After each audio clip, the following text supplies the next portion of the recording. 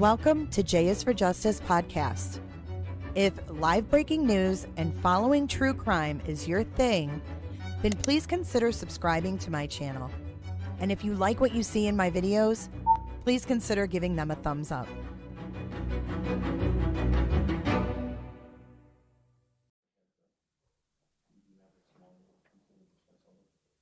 Hello. Welcome back to J is for Justice. We are live in the courtroom. We do have audio for Lori Vallow. Welcome in. This is going to be crazy. This is going to be crazy. She's going to be representing herself, y'all. Good evening, good evening, Potato. Hey, Popcorn. Hey, Dog Mom. Hey, Sherry Baby. Hey, J-Lo. You guys ready for this one? I know a lot of people are live today. I am really looking forward to this. Hey, Robat. Hey, Angie B. Hey, One-Eyed Flo. I hope you had a safe trip. Facts and Truth. Good to see you. So, we'll see what happens here. We've got audio, like I said. Court TV is in the courtroom. YouTube snack cart is here bright and early today. What you got for us today? Oh, you're wiping down the cart trays, getting ready. Hello, Proud Fur Mom. Yes. Hey, Jenny. Angie B. Good to see you guys. Missed my flight in Denver. Oh, no. Yeah, put a 1 in chat if you watched Dateline. We watched it in Discord. I was kind of a little bit disappointed by Dateline. Hello, Green-Eyed PI. Looks like they muted us for now.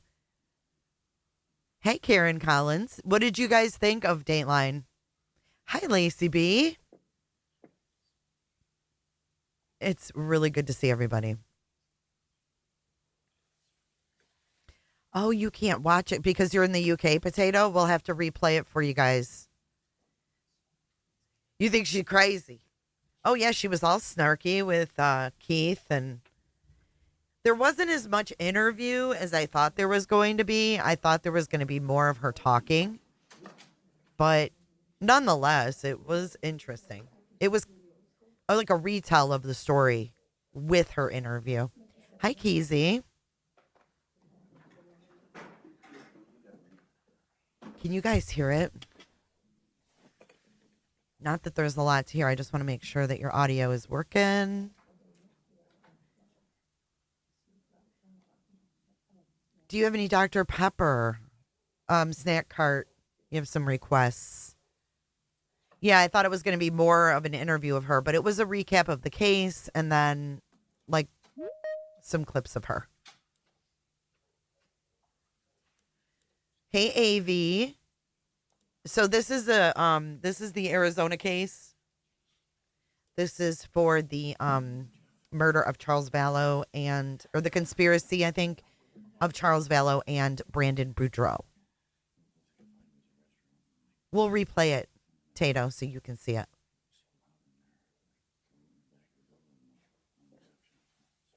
No worries. Oh, she just said no worries. I just want to see. Oh, hold on. That's K, right? Is that K on? Okay. Oh, wait, who is Then this? I think we're good. Yeah. Hello, Java. Hi, Chris. Thanks for listening, Linda Lou-Hoo. I know you guys could be watching other streams right now, but you're here with me, and I appreciate you. Because J is for Justice is true crime. We are still true crime over here. Yes, ma'am.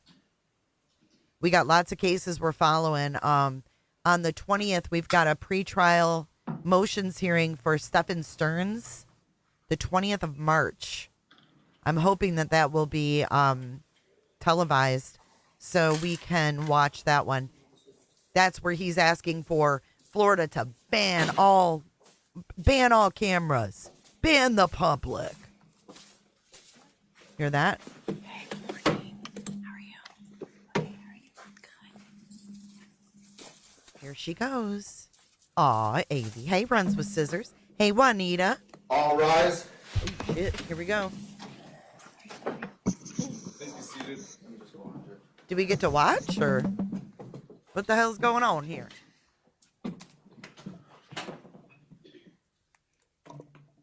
Hi, Sophia. Hey, honey. All right, this is State of Arizona versus Lori Daybell. Here we go. CR 2021. Thanks, guys. Hit that like button. 001704, CR 2022 001242. Pretty K on behalf of the state. For the record, the next of kin in the 2021 and the victim in the 2022 are appearing virtually. Good morning, Your Honor. Pamela Hicks, What's going on Advisory here? Counsel on behalf There we of go. Ms. Daybell, and Robert Abernathy is out of the office today. Okay. Hey, Roberta. Announce. Hi, Mississippi. Thank you. On behalf of myself. All right, we have a number of things to get through behalf this of myself. morning. The first thing I want to address is there's been multiple media requests. I don't know if there's a representative of the media that can address this, but my question is, if there's a single pool camera, is there some sort of agreement or cooperation between other media outlets to use a single camera? Your Honor, if I may, Matthew Kelly, I represent Court TV, and our understanding is that Court yes, TV's there's a in the pool house. arrangement, and Court TV has asked to be the pool for the trials in this matter.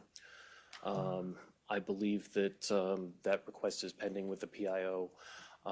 Regardless, the media that are interested in camera coverage do have a pool arrangement. Okay. Hi, Jeannie. Hi, Wait, who else is here? I know that there was, I don't know if it was Court TV or another outlet requested multiple cameras and a still camera. I'm inclined to just allow a single camera. Do you want to speak to that? Yes, Your Honor.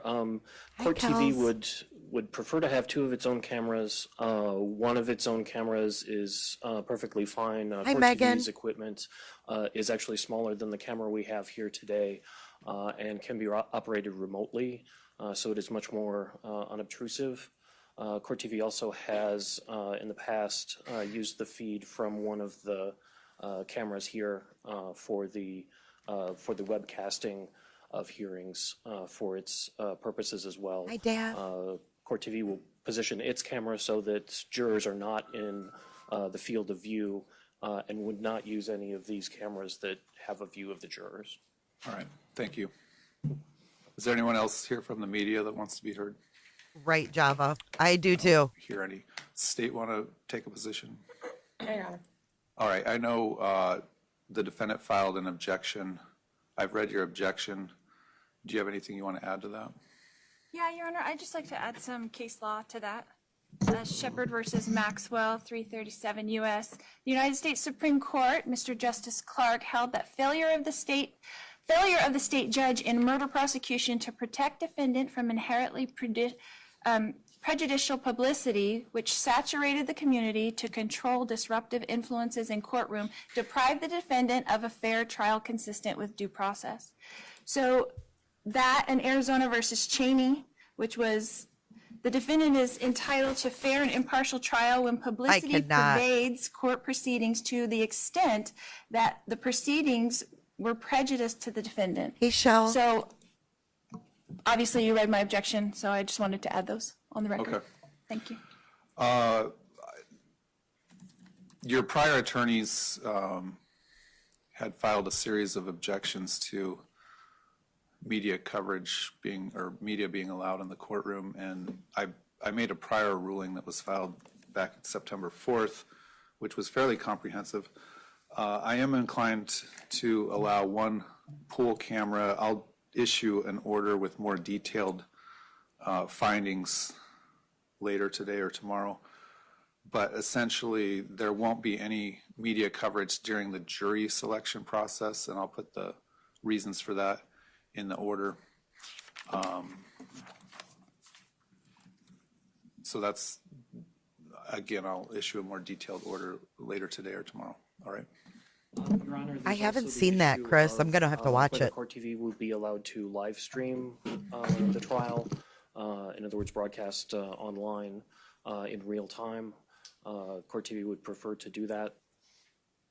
Are you able to, are they able to do a 1 or 2 minute delay? Certainly, we can certainly do that. I just want to inform Your Honor, however, that when we share the footage with the pool, we can't delay that footage. So your order would need to require that all media receiving the feed delay it by, however long you wish to delay it. And the camera, Hey, Scotty the pool Dog. camera would Hi, be Nicole. simultaneously For joining, Nicole. distributing that feed to whatever media requests it. That's correct. We have the capability to distribute to up to 30 Scratcher or 40 dealer. different media outlets, so we have plenty of bandwidth to do so. It's prejudicial and it's going to be his fault. All right. Thank you. Thank you. All right. Let's get down to business on some of the, Your Honor, yeah. could I just add that we want to make sure that the cameras aren't going to be zooming in at any level to get to our notes and the things that are going to be on the table. I also previously, what has happened before is that they just have the camera on my face the entire trial. So I think when the judge is speaking, the judge needs to be on the camera. When the state is speaking, they need to be on camera. If we can add that to the order, I think it All would right, be well, my correct. draft already includes that there'll be no zooming in on council table, anything on council table, or anything being handled, notes or that sort of thing 27 being handled months, by any of the Flo. parties or the attorneys. Wow. As far as Thank you. what they focus on, they'll be limited to focusing on the parties, myself, the witness, depending on the witness. I need to ask the state about that in a second, but they won't be allowed to broadcast any image of any juror. While I'm on that subject, let me ask the state, are you seeking any sort of protective order when a named victim testifies? Not Hi, at this True time, Crime. Your Honor. Will you let me know if that changes? Yes, I will. Do you have do you have the names of your designated victim? or Blonde victim prosecutor representatives that might be versus testifying? blonde Lori. Kay Woodcock is a statutory legal victim and will be testifying. Is that the only one? At this time, yes, Okay. for this trial. Wow, her For this foot. I can't. Kay will be testifying, Lori, against you. Let me ask this, are the parties ready to proceed around March 31st or April 1st? Yes. Yes, Your Honor. All right, let me ask the state next. You're getting there, Earlier Angie. during these proceedings and past hearings, you indicated you thought the state's case in chief would take 2 weeks. You requested comes yesterday 5 to clicker screen for ships for 6 y'all. weeks. Your Honor, I did say 2 to 3 weeks. Okay, But I did say that while we had a defense attorney on and not Ms. Vallow herself.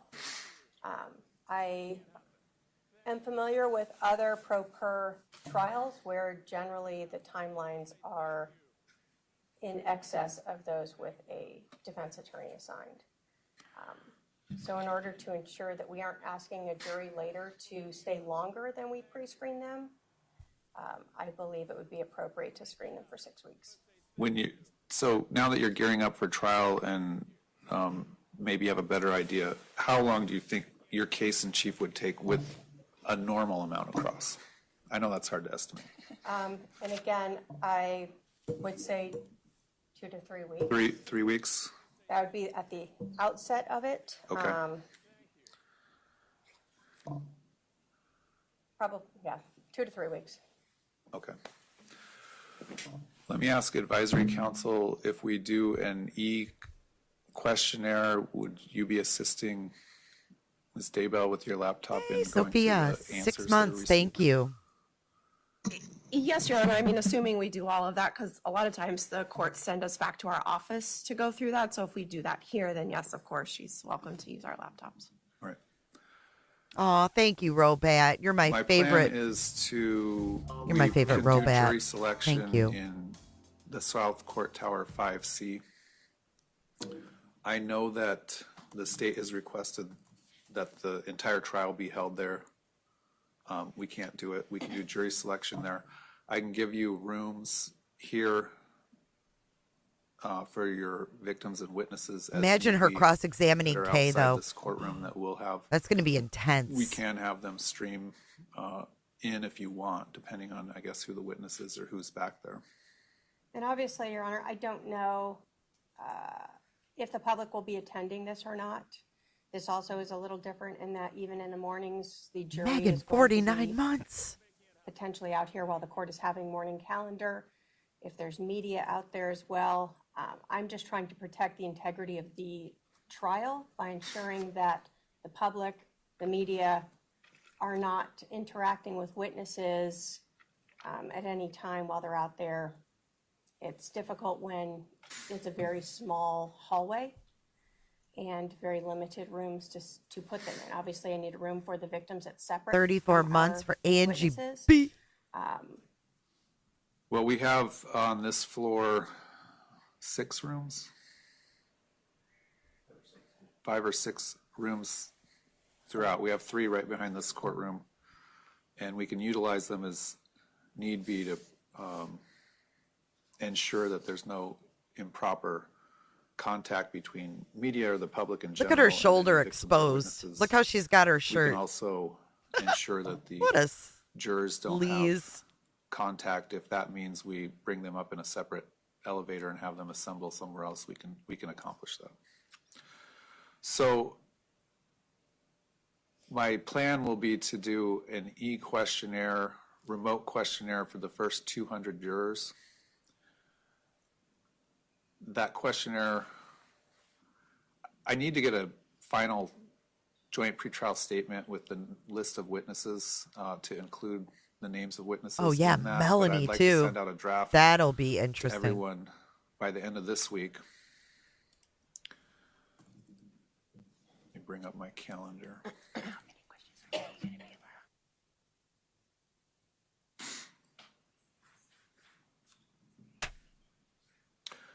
We would probably send that out to the first 200 jurors around next Thursday, March 20th. Yeah. First day they can send it out to 24th. Oh, I guess they can't send it out. So you can do from the 24th to the morning of the 27th. Okay, so we can send out that the 24th to the 27th, meaning it would be cut off on the 27th. The answers to those questionnaires would be emailed to the parties. That would give the parties the 28th, 29th, 30th, and 31st to go through those answers. We would meet on the morning of the 1st, discuss who needs to be let go based on those answers. I think we'll find Also, out on the morning of dates the today. 1st, a number of walk-in jurors that, for whatever reason, don't fill out the questionnaire in advance would come in to the jury room, the jury assembly room that morning and fill out the questionnaire. So that morning, we'd also deal with those walk-in answers as best we can. Oh, that's right. I back up. The initial answers for the remote, we're going to meet on the 31st. Let those people go. Whoever we don't let go will be told to report on the afternoon of the 1st. On the afternoon of the 1st, we'll be dealing with the walk-ins that come in the morning of the 1st. And the people that we haven't let go the afternoon of the 1st, that will be in-person voir dire as needed. If we need to, which I anticipate we probably will, we'll do another Hi, Huper. 200 jurors on the 2nd. They're And talking if jury need be, selection. we have another 100 jurors on the 3rd. That next set of Thank you, 200, would Sophia. that wouldn't be a remote question? They don't that'd be have a regular. capability to do it remote, so we may have to, what'll happen is on the 1st, all those people, after they give their answers, will be randomized, the list will be re-randomized. As we proceed through the 2nd, those people get added onto the bottom of the list. So as soon as we get 12 jurors that qualify, that Thank you, everyone's happy Flo. with, that Welcome, Holly. don't have issues, plus probably 3 or 4 alternates So as soon as we get to about 15 or 16, we're pretty much done with jury selection. So we don't have to necessarily question all 200 of those people. We can do panels of 20 or something like that. I anticipate losing quite a large number of people just based on prior media coverage and people already having some sort of opinion about the case. I normally wouldn't include a defendant's name in the e-questionnaire that goes out remotely, but on this case I'm inclined to, just because that's what we want to know. We want to know if people have heard about the defendant and whether or not they've heard about, or if they've formed an opinion about her I or think this so, case Sophia. prior to that. Does anyone have an issue with that, State? No, Your Honor, I think that that's a good idea. That's going to be at least one of the initial reasons to strike a lot of jurors. Oh, here she goes. My only issue with it, Your Honor, is that it could be bad both ways, right? If you put the name in there, if you don't put the name in there. It's been my experience that people will say they haven't heard when they know who that really is, and there's people that will want to be on this jury just for this purpose. Well, It's going to be complicated. all the research indicates that these e-questionnaires, people are more likely to give honest, candid Thank you, answers Sherry, than if they're baby. in a group of people and they feel sort of that peer pressure of what's a good answer and what's a bad answer. Your name's going to come up sooner or later, so I would prefer to just get it out in front of the potential jurors to begin with. My e-questionnaire is going to be fairly basic. It's going to focus on qualifications, the charges, the witnesses, and then obviously whether they have an opinion about you or this case. We have lots of opinions For the about people Lori. that make it past that level, we'll question them more thoroughly in person. And like you were saying, as far as group kind of voir dire, in my experience, we went through 1,900 jurors in my last trial, so it would be good to do Aw, thank you, individual Finn. voir dire if we can, than group voir dire, because they learn things just in the voir dire, and it disqualifies a lot of jurors. I'm not opposed to that, but that's going to be sort of a day of play it by ear sort of situation, whether we Sure. do small panels or just go a single person. If we go single person, our jury selection could extend into the next week. But if we're able to seat a jury, I would expect opening statements on April 7th, somewhere around there. Does April 7th, around there. the state indicated, I have it, there was just one day in April that you wanted to go a half day? Correct, Your Honor. The 24th. That's right around the corner, guys. When can you file some sort of pretrial statement that sets forth all your potential witnesses and a statement of the facts? Probably by Thursday. All right. Work. Does the state anticipate any presentation of autopsy photos or crime scene photos? In other words, I'm trying to gauge, I would usually put in a question about jurors may be required to view evidence that shows wounds or that sort of thing. Is there anyone that's unwilling to look at this type of evidence? Yes, Your Honor. We will have both, obviously, with self-defense, trajectory, and those injuries are very relevant. Okay, so I will include a question about that type of evidence. Sometimes jurors don't want to look at that type of evidence, so. All right, any questions or concerns about Real fast flow. our jury selection, the proposed trial dates from the state? No, Your Honor. Hi, Nash. Just so I have it clear, Your Honor, we're going to start on the 31st with jury selection, is that We'll correct? be meeting on the 31st, Okay. and then actual dealing with in-person jurors on the 1st, 2nd, 3rd. Okay.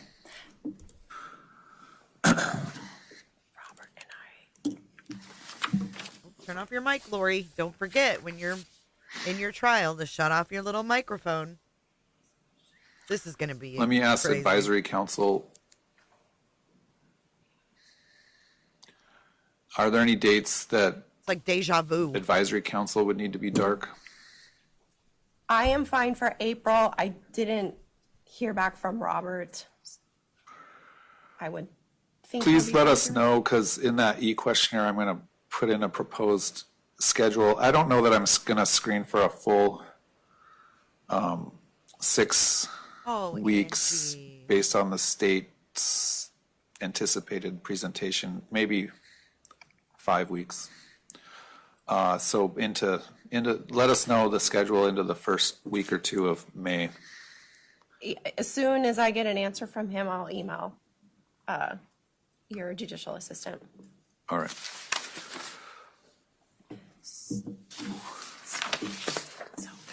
Hey, Bogart. And one more time, Your Honor, so the remote question is going out on March 24th. there All audio answers have cutting to be in and back out by for the y'all? Like- 27th, so we will get them on the 27th. me? Or You'll either get them late the in one ear and out the 27th or other, first like- thing the 28th. I have them Okay. in the morning, late morning of the 27th. Oh, okay. Okay, So I'll put it- You should get them some point on the 27th. just so we can plan, because it sounds like we'll just go out to Estrella and go through these. Yeah, they're closing it at like 8 AM on the 27th. You'll have to have Hey, a Jojo. internet connection. Yeah, out we there. can use Okay. our laptops out there, Okay. because you want to be ready to discuss everything on March 31st. Yeah, and if the parties have an obvious, there's some jurors that are going to be obvious that need to be let go. If you're ready for that, that's always helpful. I know it's a little bit more difficult with pro per defendant in consulting like that. All right, let me get to, So we'll come out on Friday and go through the questionnaire. We don't get any questions on that. all right, the defendant had filed 2 separate motions for specific discovery. The first dealt with communication between the assigned deputy county attorney and law enforcement agencies. I've read and the second one was, well, let's deal with the first one. I've read the response from the state. Basically, your response is you have disclosed all those communications. There are no other communications. Correct, Your Honor. All right. So let me ask the defendant, Yeah, we received 6 email communications, and they were in a short time frame, not the full time frame. And it seems to me that in the last email ends in kind of a question that was probably answered, and then there's like no more communication. So it doesn't make sense that there's no more. We asked for all of them if they could be provided to us. We don't understand why they're not being provided to us, and what the state is possibly hiding at this point, and they can't just turn it over so that we can go through them. Look at that lady sitting there. Long over a month since we filed that motion, so we would just like them to please turn over whatever they have left. all right, and I'll ask the deputy county attorney, I imagine some communications are by phone, so in other words, we're not captured.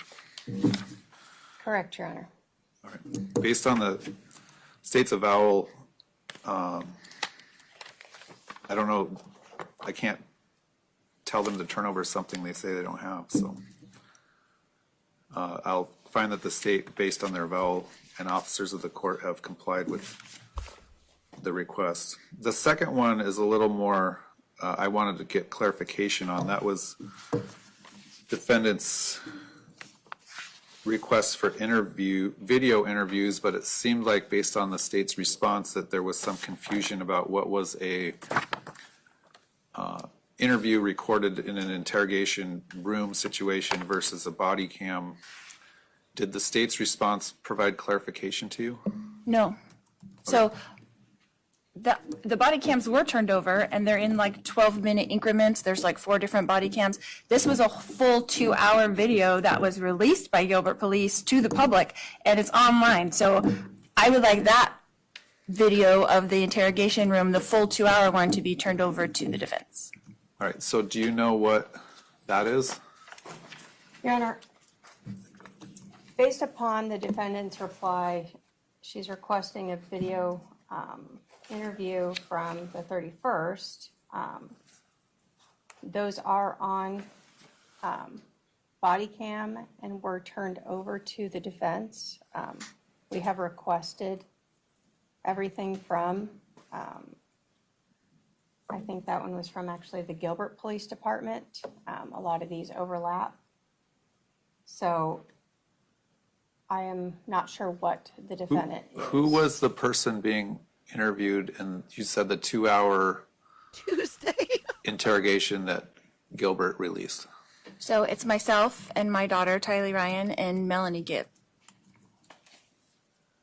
And is that in an interrogation type room? Yeah, it was at the Gilbert Police Station, and I didn't realize we were being filmed that whole time. I didn't know we were being filmed, but we were being filmed in that room. You're damn straight you were. And are you familiar with a video in a room? Yes, that's what we have disclosed, is an interview of, it is And you're saying you don't have it? defendant, her daughter, and another. And you're saying you haven't gotten that? They have given 4 about 12-minute body cam videos of the policemen's body cams that were in the room with us, and they go in and out of the room at different times. So there's different body cams. They're all mixed up. It's not the full entire one, and the full entire, my understanding is that the full entire 2-hour interrogation room video from the ceiling is available online, but I don't have it in Discovery. That's what I'm trying to clarify. So did the state disclose not a body cam, but an interrogation from up in the corner of a room vantage point? I mean, we disclosed a lot. She is going to be a find pain out. in the ass. We did.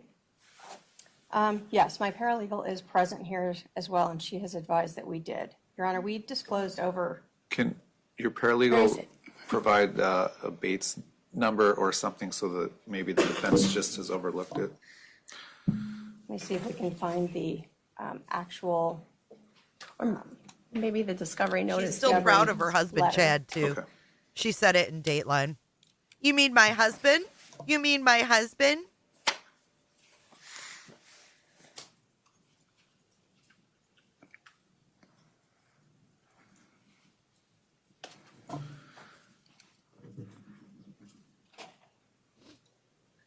Oh, isn't that interesting? Pearls put that video of him and Smiley, on members only.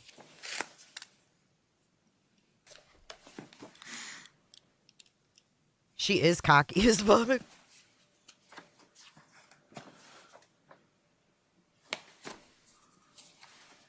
Just smile and wink, Lori. Ain't gonna get you through. Look at her shoulder exposed. Tell her to put her jail uniform on correctly.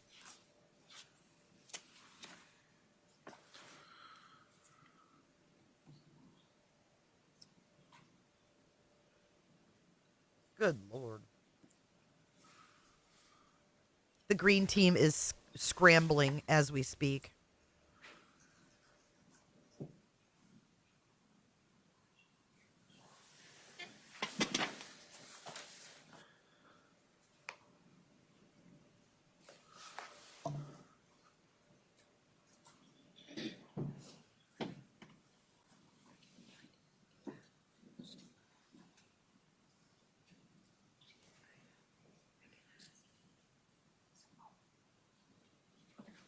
Your Honor, all we do have is the 4 body cam. We can ask again and see if they have a overall. Are you getting this? Have you seen this, or someone told you that there's this video? My mitigator showed me part of that video, yes, with my previous team. That's how I know about it, otherwise I wouldn't know about it. She said, do you know this is online? I didn't have any idea. And you're sure it's the Gilbert PD on that date? Correct. All right, I'll ask the state to follow up with Gilbert on that. We will, Your Honor. There, if that is out there, obviously it should have been disclosed. Oh, All right, remind she's me to gonna be follow so up on that annoying, you next guys. time we are together. Next, I have a motion limine, 2 motions in limine, one regarding Alex Cox statements and one regarding Tylee Ryan's statements. All right, so Thank you, Lindsay. let me ask the defendant generally any hearsay is defined as any out-of-court statement offered for the truth of the matter asserted. The state is referencing what are definitely out-of-court statements. Obviously, there's some exceptions to the hearsay rule, and there are other things that are characterized as non-hearsay. So how do you think, let's first talk about Alex Hi, Cox. How do Diana. you think the statements fit into your, either one of those exceptions or non-hearsay? I feel like the state is blanketing that whole thing, and obviously it's like a case-by-case basis, right, on these statements. So there is the police interview of Alex Cox that I do not think falls under hearsay. Why not? Why does it not fall under hearsay? Yeah. Because we're not using it for the truth of the matter asserted. We're using it in corroboration of the circumstances. Everyone came in and told their same story that corroborates different facts in there, not for the whole truth of the matter. Aren't you arguing that what he said was true? I can't say whether another person says that it's true or not, but I'm saying what he said and what my daughter said and what I said in those 3 police interviews determined what the police said, how the police acted, what they did after that, their next steps, how they treated the entire case like it was self-defense. All of those are relevant to the defense that it was self-defense. So, yes, I think they're for that purpose.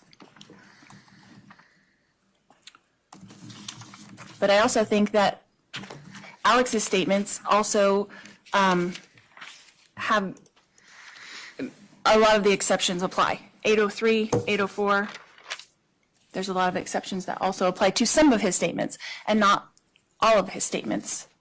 Such as what? Which statements do you think they apply to? I specifically his statements made on body cam to police in the driveway, specifically his. I don't know what the statements are, so that's what I'm asking. What specific statements do you think Hi, Katie. are allowed to come in under the rules of evidence? I think under 8031, the present sense impression is his statements made to police officers at the house. A present sense impression is where you're actually observing something and you're talking about it as you see it happen. So, isn't he saying, again, I don't know what the statements are, but is he saying what happened prior? Or is he saying Yes, something prior. that he's, okay, Correct, so it's not a prior. present sense impression. Okay. What else? Then I think it falls under 8032, excited utterance. He was under the stress of the whole situation when he made those statements. Oh, it's first-degree murder now. It's not even conspiracy. I What did was not his know that, demeanor when he guys. made those statements? Holy. Upset. What's the specific statement? I shot my brother-in-law in self-defense. I got hit in the head with a bat. There was an altercation. I don't know what all the statements are, but How long after the incident did he make these statements? immediately after, as far as I know. Well, immediately to some people means 2 seconds, to other people it means 30 minutes. Tell me what immediately means to you. As soon as the police arrived. I don't know did they arrive 30 minutes after the incident? 10 minutes? Oh, an hour? Lord. Oh, Lord, Lori. I was not there. I do not know what time they arrived. All right. Let me, This is going to be challenging. so you're asserting excited utterance, some of these statements come in. What else? 8033, the mental, emotional, and physical condition, because it shows his state of mind, which was scared at the time. Any others? Yes. 8035B, the recorded recollection. I know that in the state's reply to my response, they did not think that 805 applied because A, B, and C, but I did not see an and after A, so my assumption was that B and C, since there's an and after B, were what needed to be put together. So B was made or adopted by this witness when the matter was fresh in the witness's memory and accurately reflects the witness's knowledge. So I felt like 803B, 5B, the recorded recollection of his police interview and the body cam footage applies under that exception. All right. Generally, 8035 is a recorded recollection, meaning it's something they wrote down, or maybe they recorded their voice saying something.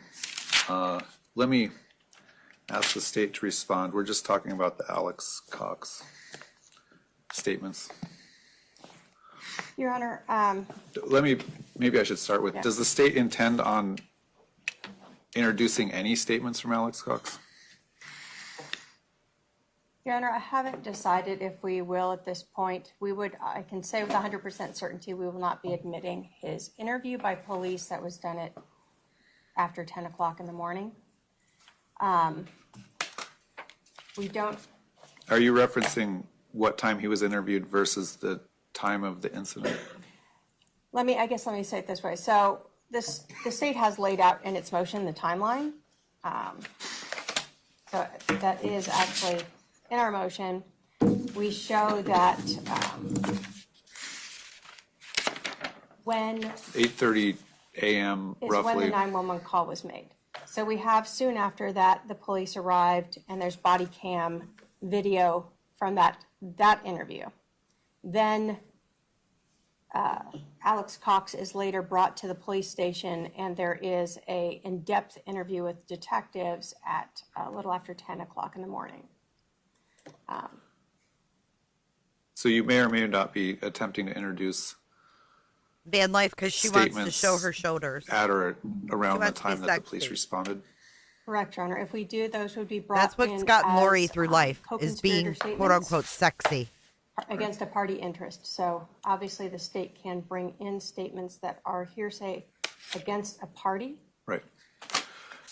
But I guess, She is the hussied it up. There state you go. intending on introducing any statements of Ty Lee? No, Your Honor. Kylie made no statements at the scene other than giving her general biographical information on body cam. Her entire statements were made at the police station, again, after 10 in the morning. All right. So on your response as it relates to Ty Lee, you say, again, present sense impression. I don't think it's a present sense impression. You also argue excited utterance. What else? 8033, which is mental, emotional, and physical condition, with the same thing, her state of mind, then being scared. And also 8043, statement against interest. They use that statement in the indictment where Tylee says that Charles says, if you hit me with that bat, you're going to jail. That's the part where she's nervous in her interview, saying she's scared to tell the police that she's the one that brought in the bat. So state of mind and the statement against interest both apply to Tylee's All right. police interview. Oh, wow, Lindsay. That's her dad? All right. Anything else? Does the state want to be heard further on that?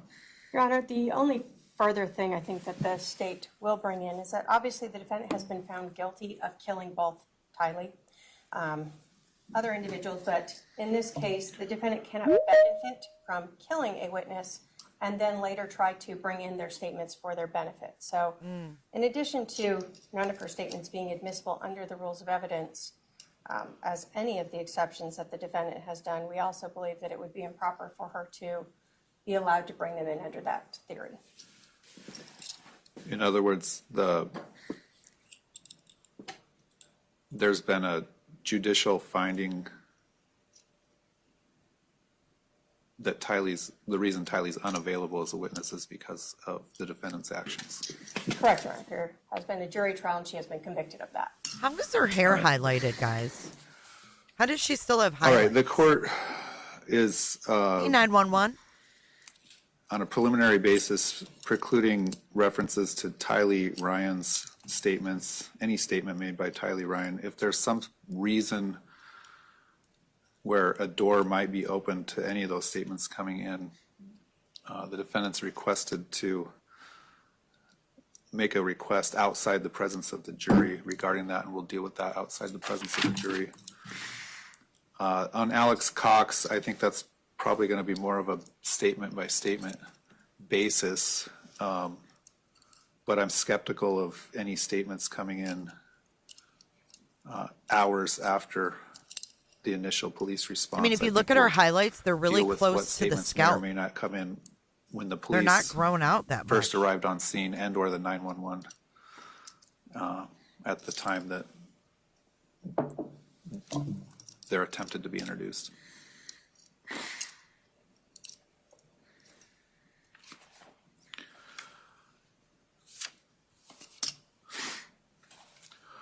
All right, I they also have received services, yesterday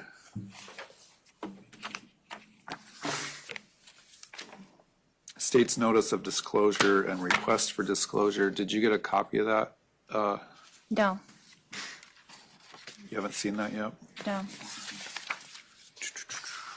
Oh, maybe, there. Susie. It's just weird, State's right? notice of disclosure and request for disclosure. Yeah, she was a I don't- hairdresser. Actually, I didn't realize. It was actually filed in January, so you should have seen that. I misspoke when I said I got it yesterday.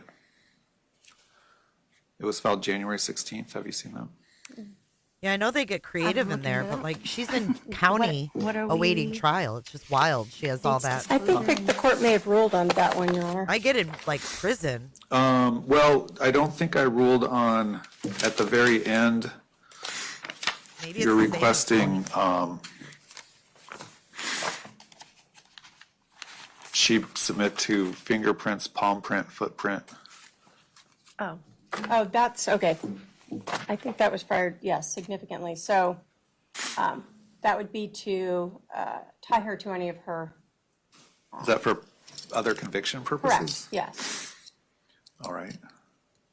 And when did you want to do that? If we are going to be here on the 18th, we can take them then. I don't know that we need to be here on the 18th. And obviously, I was unaware we were going to set this because we set it Right. just recently, so. I don't know if we can keep that on just to take that. Okay, what about the state, you requested copies of any recorded statements made during interviews conducted outside of your presence? Is there any of those, were there any interviews conducted by you or your team? Of So any far? Were there any interviews conducted of any witnesses out Her team. by you or your team that you're aware of? So far, not that I'm aware of. Who's her team? Her? Do you plan on calling any experts to testify? We do plan on calling one expert. Who's that? Has it been disclosed to the state? We are, yes, we're working on that today as an addendum to the Who's that? witness list that, Lonnie Dworkin. All right. That's your investigator? No, my investigator, Jeff White. Oh. That's the expert. What kind of expert is Lonnie Dworkin? Phone and digital. I think I remember his name. Are you aware of that? No, Your Honor. I feel like I would be Expert too, Flo. Reports It and looks like she disclosures ripped are it, due Susie. 30 days before trial generally under the rules, so Yeah, that's a lawyer helping her next door. if you're planning on using that witness, you need to get that disclosed right away, and I may have to take that up depending on what the state's position is. But Your at this Honor, point, that- it's You better technically get late. on it. May be another reason to be here on the 18th. Obviously, if that's disclosed this week, we can potentially address that issue on the 18th. All right. Flo, thank Let you. me ask the defendant, do you have a position on the taking of prints and photographs? Generally, Cold shoulder identification type prison garb. are Come on. permitted over any defendant objections. So do you have a record you want to make on that? Not really. All right, I don't see any For reason what why, purpose? I don't understand. in the event that you're convicted, it may be used to prove other convictions. That reminds me, is the state planning on proceeding in the second trial, regardless of what happens in the first trial? I believe so, yes, Your Honor. And how much time would you need between the conclusion of the first trial and the start of the second trial? 2 more Your Honor, trials I'd for say this at least bitch. 30 days, since we do need to actually subpoena out-of-state witnesses for the second trial. I'm wondering if it wouldn't benefit everyone to go ahead and set that, a provisional second trial date now. 2025 is the year of Lori Daybell. That's fine, Your Honor.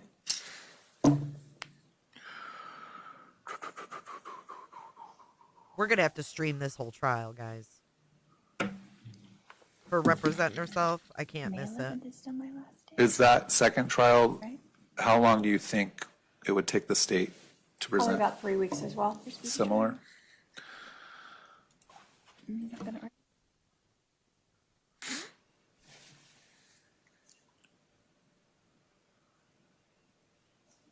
Yeah, the second trial is for Brandon Boudreaux.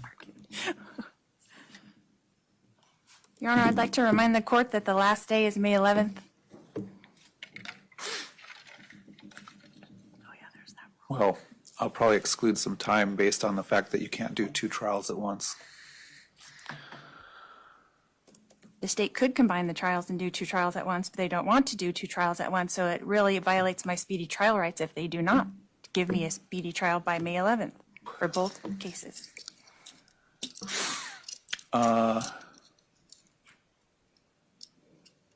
Not to mention that they did combine all the discovery into one case. They didn't give me 2 different separate discoveries for 2 different cases, which would be much more convenient considering the voluminous amount of discovery that they piled onto us. Does the state want to do, combine both cases? Your Honor, if the court gave us a little time to work it out and the defendant wants to join them, I mean, obviously, I don't know that, the normal defense attorney, and I don't mean that in any way, normally they would be Derogatory? severed. because you Due don't to- want one jury to know about the other Correct. 2 separate charges and have a harmful rub-off effect of Right, you want them together? Put them together, Lori. the You're gonna evidence look in one worse. case affecting the evidence in another case. Correct, Your Honor. That's why they were filed separately. But if the defendant wants them together, the state would have to request this be pushed back slightly so that we could then get all the witnesses for that trial together, since they were not subpoenaed for this trial. But if that's what the defendant wants to join them, and she understands that prejudice and that she's then going to be waiving that prejudice with that, then the state is certainly willing to do that. But we would then have to request to have that trial, or this trial date moved back to allow us to get What a the other waste of witnesses taxpayer lined up. money. You know it? She is a waste of money at this point. Just lock her up.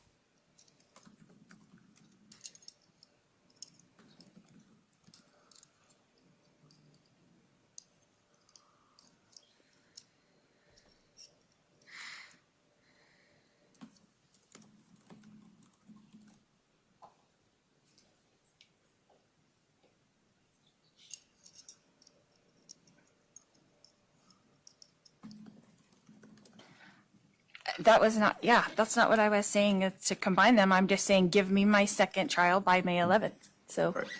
the court can figure that out. All right, well, I'm going to waive some time on that second trial over the defendant's objection. Primarily, again, the defendant can't try both cases at the same time. Secondly, I'm not sure how much actual prejudice there is with the time violation, in the sense that you wouldn't be released from custody anyway. And thirdly, the rule for time violations under Rule 8, I think it's 6, is 8.6, is that any violation should be a Demanding, isn't she? dismissal without prejudice unless there's an actual prejudice shown, in which case the state could just refile the charge. Regardless, I think some time is warranted to be excluded because primarily you can't try 2 cases at once. What if we set a start date for May 12th? I realize that's a quick could potentially be a quick turnaround, but again, I don't think this case is going to take 6 weeks. Your Honor, We can adjust that as necessary. I, again, am going to ask for a longer time. I believe this will go through the beginning of May, and to have the state try to get those witnesses lined up and subpoenaed while in trial, I don't believe is. Well, if I push it out any further, the parties need to be aware that I won't be trying the case. I don't think I would be anyway. I'm rotating at the end of June. He's so glad to. And given some of the trainings I have to attend in June, I don't think we could get it done. Well, both parties could send out subpoenas now for that second date for May 12th, correct?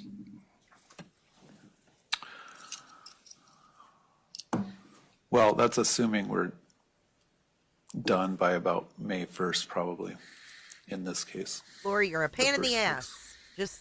Let's just say it. She's a pain in the arse.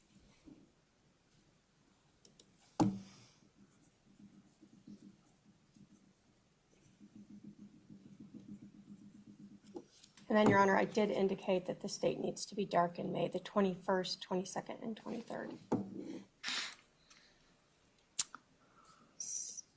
You said 21, 22, 23? Correct. Of May? And I would need to be dark the 19th, 20th, and 21st as well, so. So given that we would be dark that entire week anyways, it really doesn't make a whole lot of sense to. All right, sorry to interrupt. Let me speak with the criminal presiding judge about scheduling the second trial. We can discuss it on the 18th. Let's keep the 18th, but let's move it to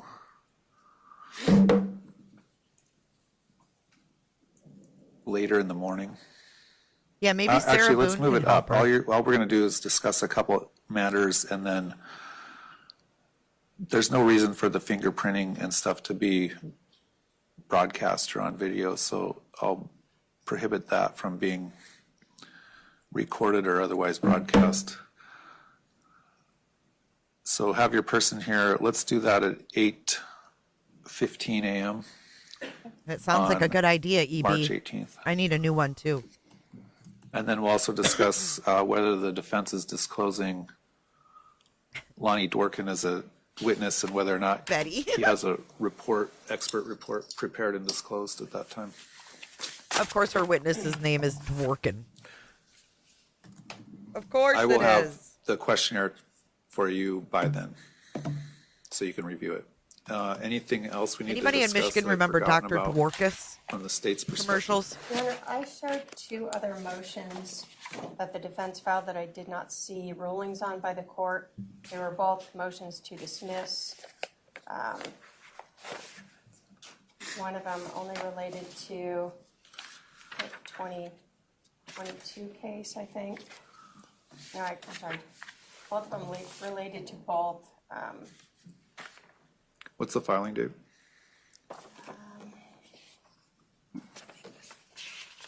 Have you guys hit the like button yet? January 14th for one of them. Was an 8.2 speedy trial one. And February 4th, which was an extradition rule 8.3.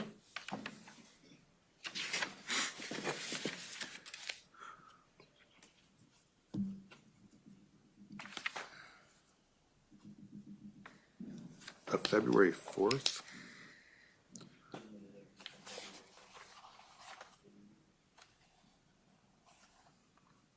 Okay, so the motion to dismiss CR 2022-001242 for lack of speedy trial, I ruled on January 24th. Okay. That minute entry was filed January 24th, and then the motion, was that the motion to dismiss CR 2021 and 001704 and the other for violation of Speedy Trial Act? Correct. That was ruled on February 25th, so last week, Okay. a week ago. Anything else from the state? No, Your Honor. Anything else from the defendant? Yes, Your Honor, I have one kind of housekeeping matter that I wanted to ask you about. I know that MCSO has some security restraints, the things that I have to wear during trial, and I meant to I wanted to ask about that as far as, am I going to be able to stand at the podium to talk to witnesses, to question my witnesses and to cross-examine, or am I going to be able to move about with the leg thing Oh, and here we go. shock vest and all that? Does she want to wear you a skirt too? You're going to stick to your table and you can go to the podium. Okay? Okay. When you're giving your opening statement and closing argument, you'll stay by the podium. Okay, And if you need to hand a witness an exhibit, your advisory counsel will do that. okay. Or my paralegal can do that too? Well, is your paralegal going to be present here designated as your, I guess they can be present. Angie? I'd prefer advisory counsel to be the one that approaches witnesses if you need to hand an exhibit or something like that. Okay, so I'm gonna be standing there, and if she's sitting here, she's gonna come get something from me and go walk it over to the witness and then come back?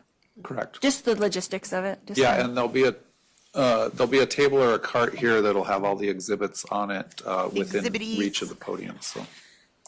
Okay. Anything else? Exhibity. Your Honor, do you use case lines for exhibits? No. Thank you. I think they're still working out the bugs on Hey, that. Jams. So, Do we need to have our exhibits in place? all right, we'll see you at 8:15 on March 18. March Be recess 18th will be the next date. It's usually like a day or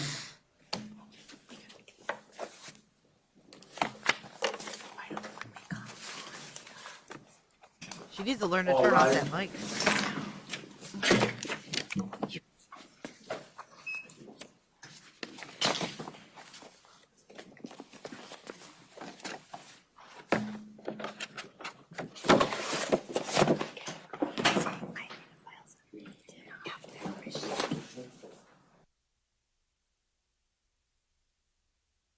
Oh, we don't get to see her leave or anything.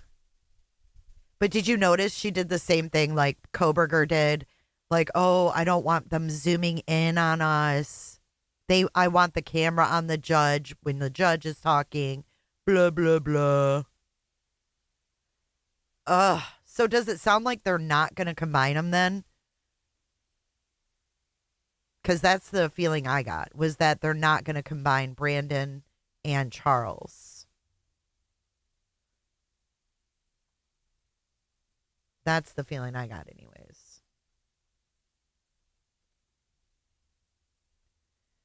So it looks like he said opening statements around April 7th, as long as they're done with jury selection. March 18th, she's back in to argue some shit. I wonder what she's going to wear during her trial. That's going to be one of her things. Hi, beautiful Auntie Cheryl. It's so good to see y'all. She's very she's very privileged. Let's take a look at the body cam from when Charles was killed. It's quite shocking the way she acts. Charles Vallow. She does not act like she even gives a damn that Charles was just killed. It's crazy. There's a lot of body cam of Charles where he's trying to get help for her, okay? And it's hard to watch because he's really trying to get the cops to believe him, and it seems like they're not believing him. This is her interview. Oh, we could watch this one as well. The interview afterwards, but I think this is it. Oh, this is the cops inside the home after Charles was killed.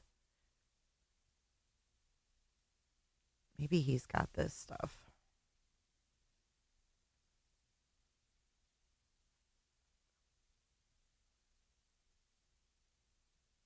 This might be it. His yard. On him? Yeah, I have no idea what it is or what's going on. As Alex was taken to the hospital, his Yeah. wife told officers he Was Okay, on the so phone this with a is- friend This is what happened. That's Alex Cox's death. Sorry, my bad.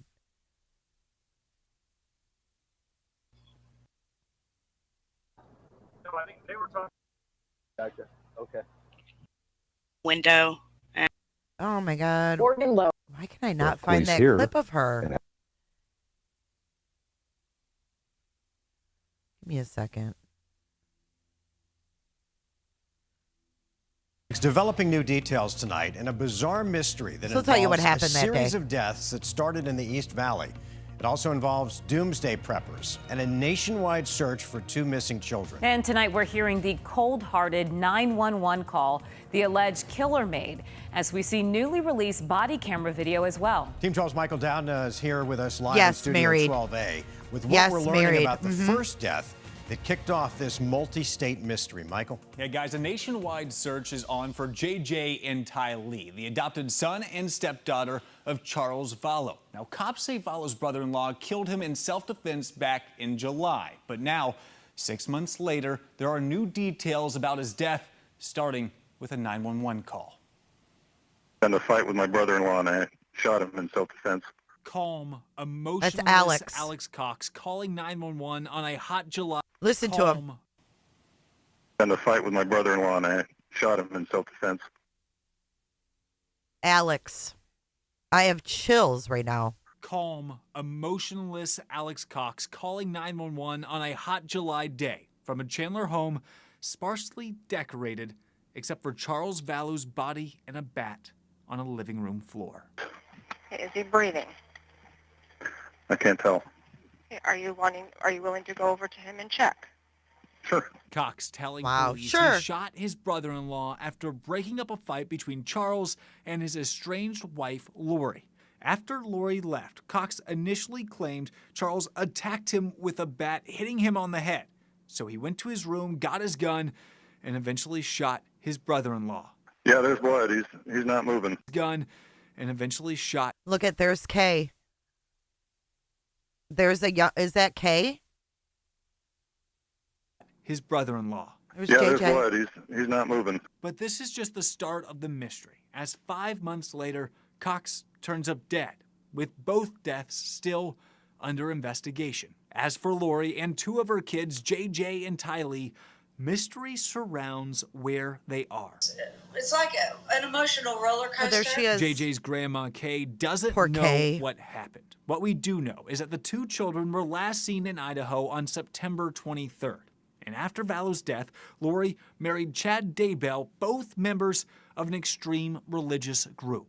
They were a doomsday cult that they just were always preparing for the end of the world. And Chad and Lori's wedding happening just weeks after Daybell's wife died mysteriously in her sleep. It's yet another death under investigation in a case full of twists that now involves the search for JJ and Ty Lee, as no one has seen them in nearly 4 months.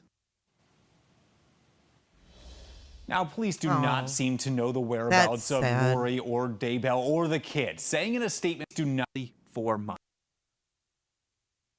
Look at him. So sad. Okay, Now, so police do not seem to know. Lori's brother, how did he die? So he died of blood clots, and they ruled it like natural. Okay. They ruled his death natural. Now here is body cam footage of Alex Cox's death. Now at 9:30, Gilbert police just dropped this new body cam footage of their officers arriving on the scene of Alex Cox's death. You can't see much here. Investigators have blurred the whole thing. So Alex is Lori Vallow's brother, and detectives have directly linked him to the deaths of her 2 children, JJ and Ty Lee. Those children vanished shortly after Lori moved the family from Chandler to Idaho with her new husband, and the kids were later found buried in his yard. Our Kim Powell has been covering this story extensively over the past year. And Kim, you spent today going over all of that footage. What did you learn? Yeah, the video released today really just helps paint the picture of what happened that day. Alex's wife called her son asking him to check on Alex, who was in the bathroom. All of this I think he was happened poisoned after too. Alex was on the phone with a friend who was giving him a blessing. A friend, Chad. On December 12th, Yeah, wait a 2019. second. The friend that was giving him the blessing was Chad Daybell. I think that Chad and Lori killed him. Dead men can't talk. I think they freaking killed him. Him a blessing. Start doing compressions. On December 12th, 2019, Alex Cox was found unresponsive on the second floor of his Gilbert home. What was the deal that she called you to go check on I her? don't know if he called her or my mom called me. She said, go check on him. He's on the floor. As first responders tried to revive him, officers began to link him to other open criminal investigations. One being Charles Vallow's murder, where Alex shot him and claimed self-defense. The other, his sister Lori Vallow, was nowhere to be found after her kids, JJ and Tylee, were reported missing. One of our detective surgeons. Somebody's been working something on him? Yeah, I have no idea what it is or what's going on. As Alex was taken to the hospital, his wife told officers he was on the phone with a friend before he collapsed. A blessing over the phone? So they went out blessing over the phone, and then my friends texted me and said, you need to get home now. He's not doing well. He's on the ground in the bathroom. So I called my son and I said, go over there and make sure he doesn't pass out. I said, I am on my way home. There's reasons.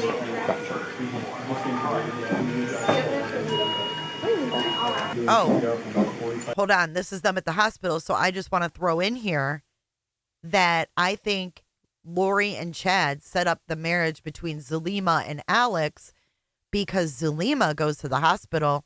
She's his wife, so she makes the decision to pull the plug. None of Lori's family, mom, dad, anybody knew this was going on, and they had Zulema go to the hospital and pull the plug. Okay. Alex was pronounced dead at the hospital, and Gilbert police worked to secure a warrant to search the house. Wondering, is it possible for you guys to wait outside? My kids are already going through enough trauma as it is without you guys standing right next to them. Alex's wife told officers she was calling her attorney. Former county prosecutor and defense attorney Mel McDonald says that's a common response in a situation like this. But he says even though detectives in Idaho have directly linked Alex to JJ and Tylee's deaths, this body camera video likely won't be relevant in the trial. I would be surprised if either the prosecutor or the defense tried to introduce his death or circumstances surrounding that death into the case. I guess we'll see if they bring it up.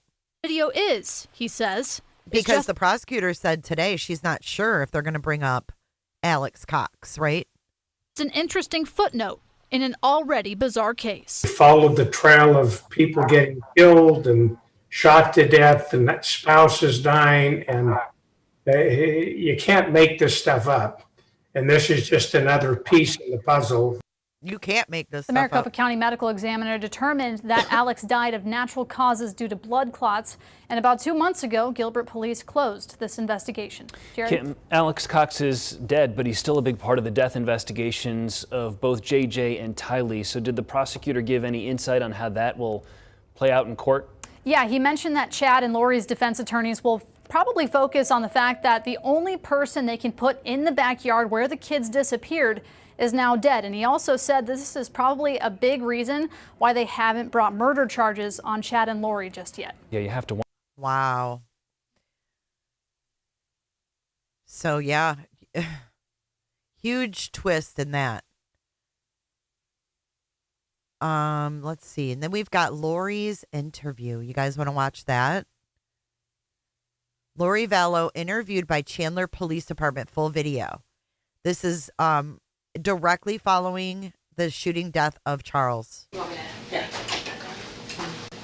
And then I'll so just make it easier so you don't have to. Sweet. Yeah, you got it. Thank But you. I'll be up in gas. So if you want to. Yeah, Margaret's using the other one, so you'll be, Brendan's gonna monitor. Do you think they would have gotten away with all of this if they hadn't hurt the children? Gosh, maybe. I mean, because really the children were the only thing that alerted anybody, right? You just went out this Well, way. Charles was speaking out, so I don't know, like what would have happened with Charles? Because she wanted that life insurance money. And she wanted him dead and then to marry Chad with all that money, right? I do too, Sophia. I think there was SA in their family. I definitely do. This is the video she was bitching about in court. Yes. Okay. If there's anything, but Perfect. Okay. This is right after her husband is shot dead. It's like she doesn't even fake it.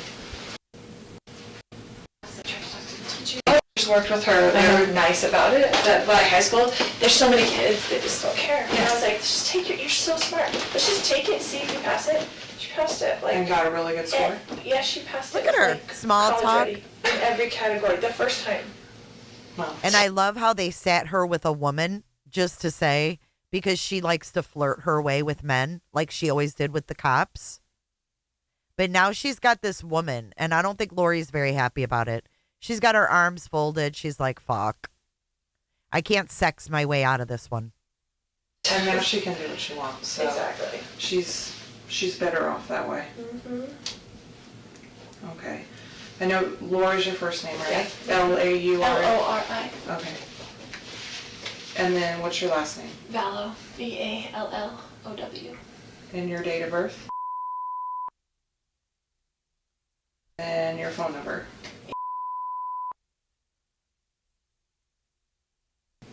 And you live at the house, right? Mm-hmm. Okay. Okay, I know this sounds silly, but it's probably the easiest way to start, is just to tell me what happened.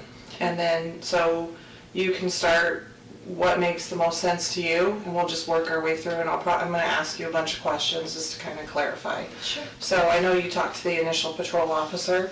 And he just got information. He didn't say Okay. anything. So yeah, if you can just kind of tell me kind of what happened. It sounds like some of this may have started last night or something along those lines. So Right. start where you think it makes the most sense. Okay, so, I don't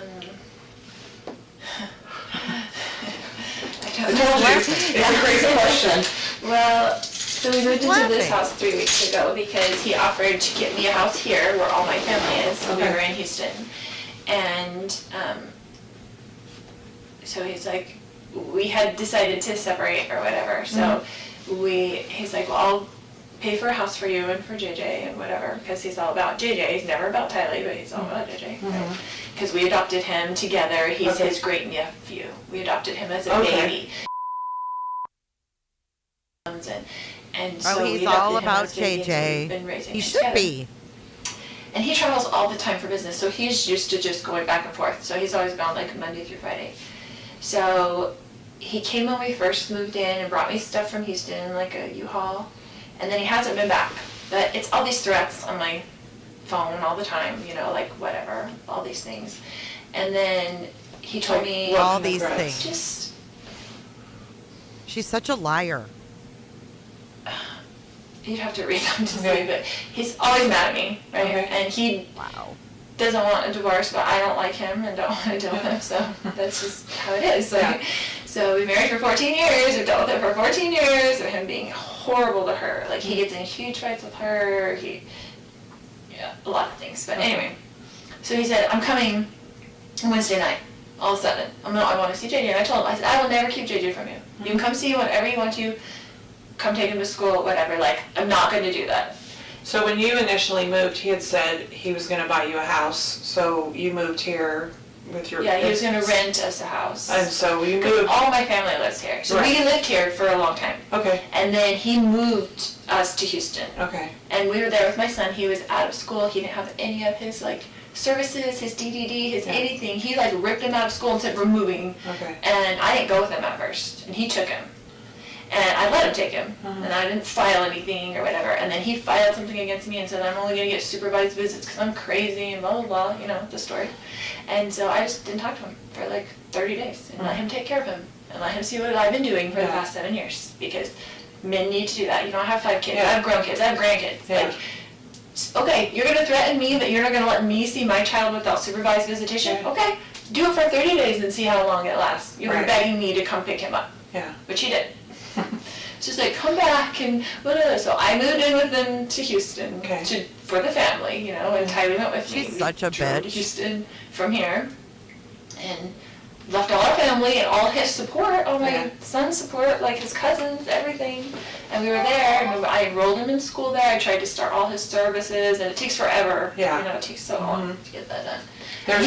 There's no easy transferring. There's no easy transfer. You start from the beginning. It's a totally new thing. Yeah. And he didn't do any of it in those 30 days. So he just had gone without services, without even applying. And I'm like, do you even realize? Because he didn't ever do it in the first place. I did it. Long story. I'll keep it short. He hasn't been here in a couple weeks since we moved in. He came. He was very nasty when he was there, but he travels for business. So he went back to the Houston house, and he's like, I'm coming on Wednesday night, and I'm going to come pick up JJ and take him to school Thursday, pick him up Thursday, take him Friday, whatever. And I said, Casey wanted to come to the house, and I said, you can't come stay at this house because you can't get along with Tylee. She's a minor. She has to live here. Yeah. So because he gets in huge fights up there. Okay. And she hates him. And so I'm like, you can't stay at the house, so I will book you a hotel, because he stays in hotels all the time because he travels for business, and the business pays for it, right? So I said, I will book you a hotel nearby. What does he do? He works with teachers and their retirement plans, but he goes to them at their school. Oh, He okay. mostly works in California, no matter where we live. And we lived in Hawaii, he'd work in California, he'd work in Texas. He has like books of business in different areas. And so he just goes wherever. It kind of just gives him freedom that he doesn't have to stay home every day and take care of special needs child. It's like an excuse, right? So I've done that myself for the last 7 years anyway. And I was a single mom before I married him with my 2 kids. And he had 2 kids. We got married, tried to make a family. You know how it goes. Woo, she is something else. Holy. So he said he was coming last night. I said, well, you can't stay at this house because you can't get along with Tylee, and I'll get you a hotel and you can come play with JJ. But he goes to school all day. I got him back into his school. His services, I met with the DDD yesterday, and they finally are getting his services back, but we're paying $125 a day to have him back in school because he's so out of his routine. He's been a nightmare on the floor, kicking stuff, hitting stuff, walls, like, he just ripped him out of his life. So, anyway, just how he is, because he only thinks about himself. So. He says, coming to get JJ, and JJ's like, I don't want Dad, because he knows Dad took him away, so he was freaking out, right? So I didn't tell him he was even coming, like, Dad's going to come take you to school or anything. So he didn't bother me last night, which I was surprised. I was expecting kind of an ambush for him to kind of, like, come over or be just mean and say, it's my house, I'm on the lease, I'm going to stay here, kind of thing, because that's kind of his macho attitude. And so he came this morning. I was getting JJ ready. So he got in last night, but he wasn't at the house last night. Yeah, I didn't hear from him, except for he texted me and said, I'll be there at 7:30 to pick up JJ. Okay. And I was like, okay, that was good, because I didn't hear from him. And hey, Tempest. Then he came over in the morning, and he's like banging on the door. I'm like, oh great, here we go, you know. And I was just gonna be nice. I was just gonna be nice as possible, and I had JJ stuff all ready for school. And so. Do you remember about what time he got there? He said he'd be there at 7:30, but it was more like 7:40ish or 7:35. I don't know. Okay. But I remember thinking, looking at the clock, and he wasn't there at 7:30, and he's usually Mr. On Punctual. time. Yes. So I was like, okay. And then JJ was like, oh, Dad. And then he was like, Mommy, and like ran to me and was like holding me. He's like, you're not taking me to school. And I was like, it's okay, Dad, can just drive you to school, it's not a big deal. You know, just trying to make it whatever. Calm. Yeah, calm. And then he was just being real smirky and real like jerky, you know, to me. And I was like ignoring him, whatever.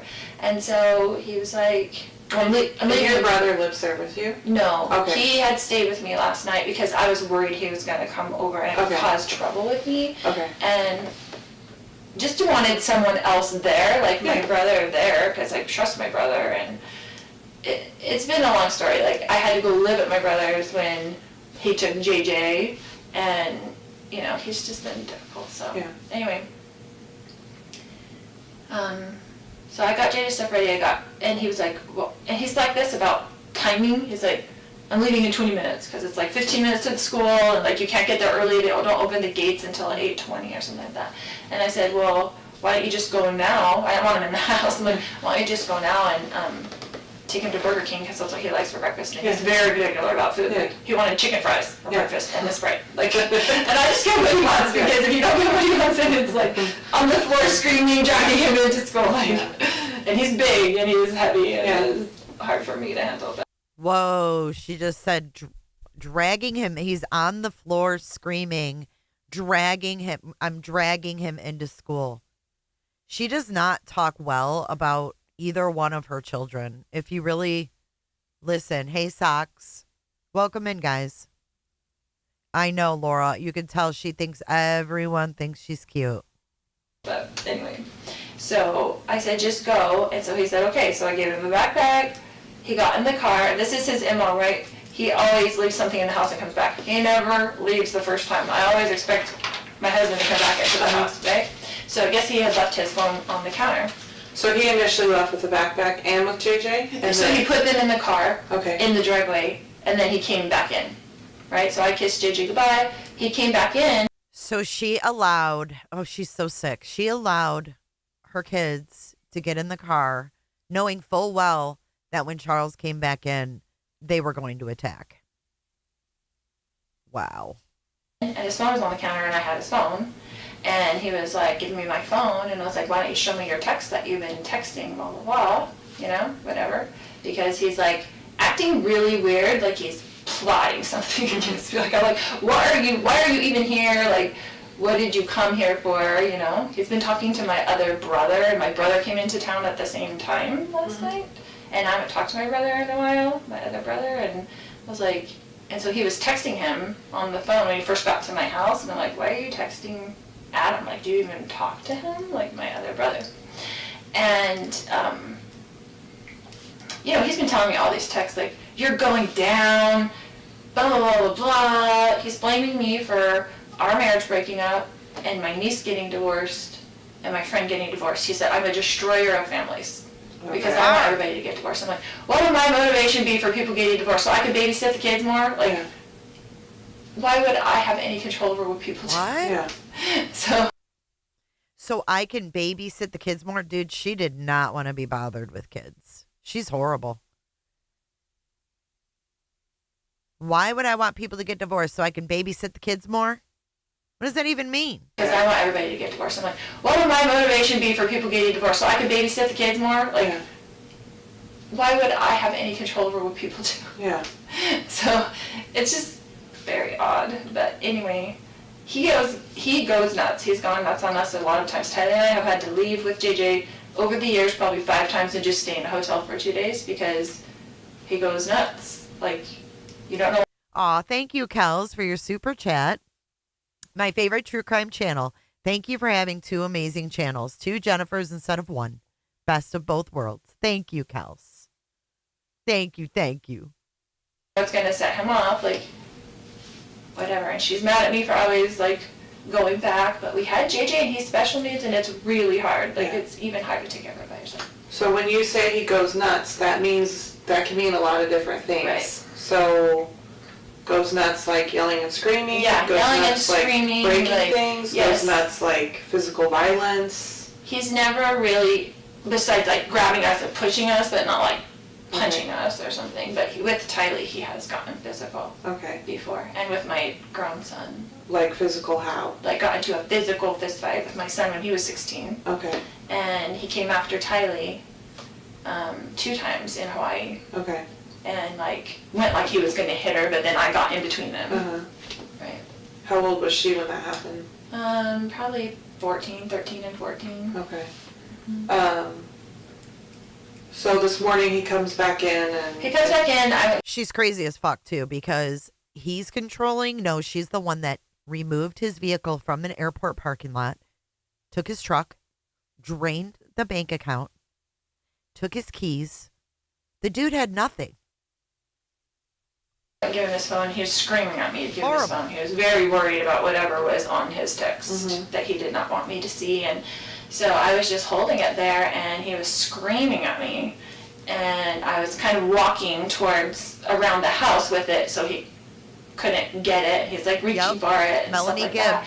And so Tylee came out of her room upset, and she had a bat, and she told him to leave her mother alone, like, right? So she was really... whatever, and he's screaming at her, don't you hit me with that bat, blah, blah, blah, blah. And then my brother heard all the commotion because he was in there in bed, and so he came out into the main room, and she's laughing. I guess whatever. What's your brother's name? Alex. Alex, okay. And then her savior, Alex. He just started. He was screaming and he was super upset and whatever, and he's yelling at Tylee, "Don't you touch me with that bat," and blah blah blah. And so Tylee, I guess, I don't know if she swung at him or what, but he like grabbed the bat from Tylee and then went to like hit Tylee with the bat. It was, and I was right there, they were right there, and my brother grabbed him from behind, like just to stop him from hitting Tylee. You go like this, like he grabbed him like... Yeah, from behind, like just kind of to pull him back. And then they got into the thing, and he's hitting him with the bat, and they're on the ground, like grappling around or whatever. And then, I mean, it was all and he quickly. And he hit your brother with the bat while they were grappling and stuff? Yeah, yes, he was hitting him with the bat, like swinging the bat, you know, back and forth, and they were kind of like on the ground, and I was like freaking out trying to go around, knowing JJ was in the car, right? And so then he got up and he had the bat like this towards me, and I was going around the other side to try to just get out of his range where he couldn't hit me. And then I had told Tylee, because she was on the ground, because after he took the bat from her, she fell back. And so I told her, I was like, go get in the car with JJ. Like, I don't want JJ coming in to the house, or, and I wanted her out of the way. I wanted the kids out of the way of whatever this fight was going to be.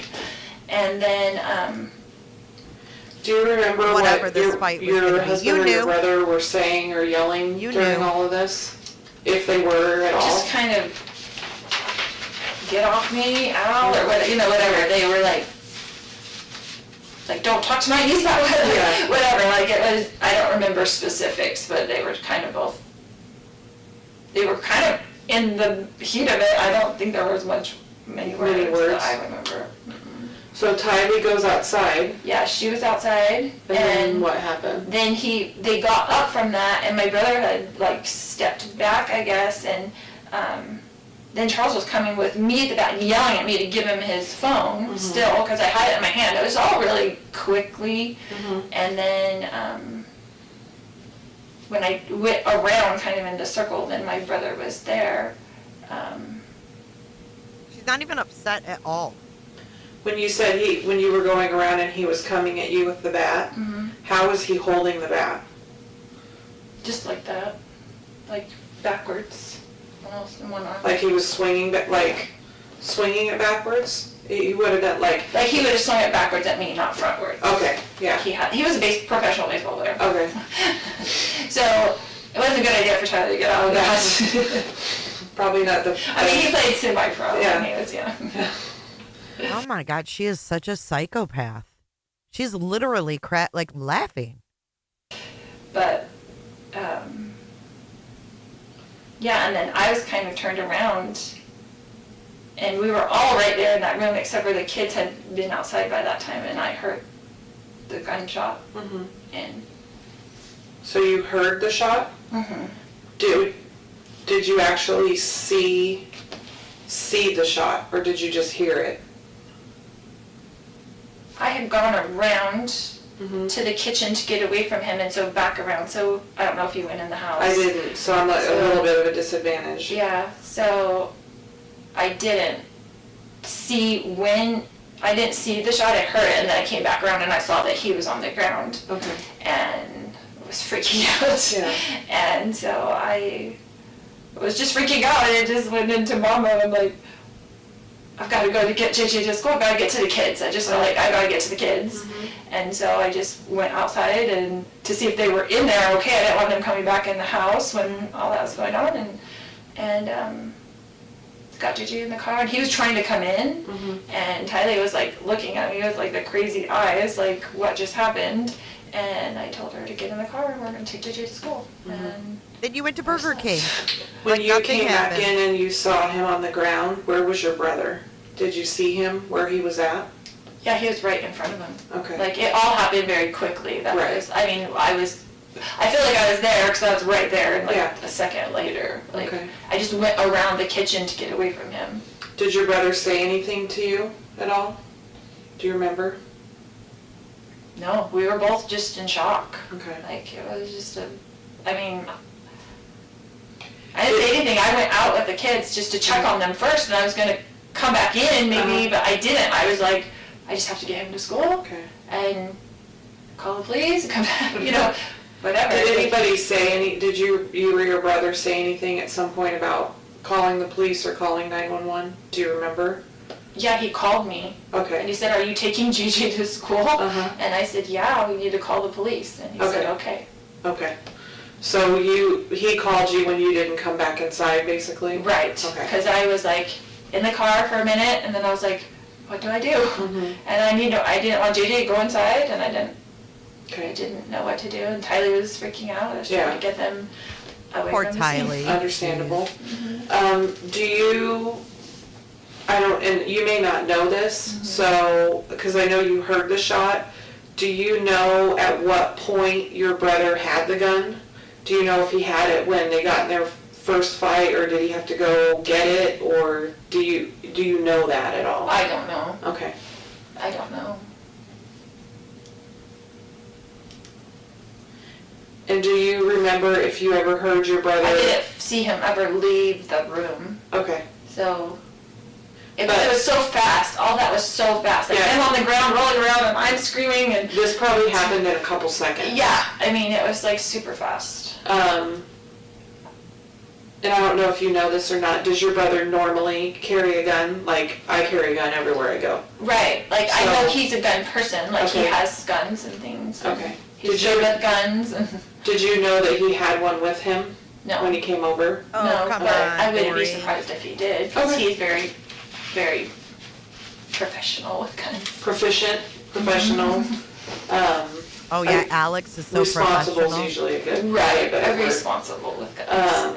Give me a break, lady. And then, do you remember if at any time, so you were trying to get away from him, and you heard the shot. Prior to the shot, do you remember at any point hearing your husband or your brother saying anything to Yes, either of them? you're right. No. So my second very ridiculous question is there anything else that I didn't ask about or anything that we didn't cover that you think is important? I always ask that just because I wasn't there, and so we're going through something that happened a super small amount of time. Yes. Can I So, step? yeah, go for it. Just thinking. Okay.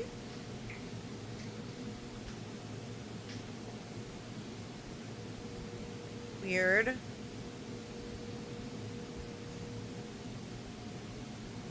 Just that.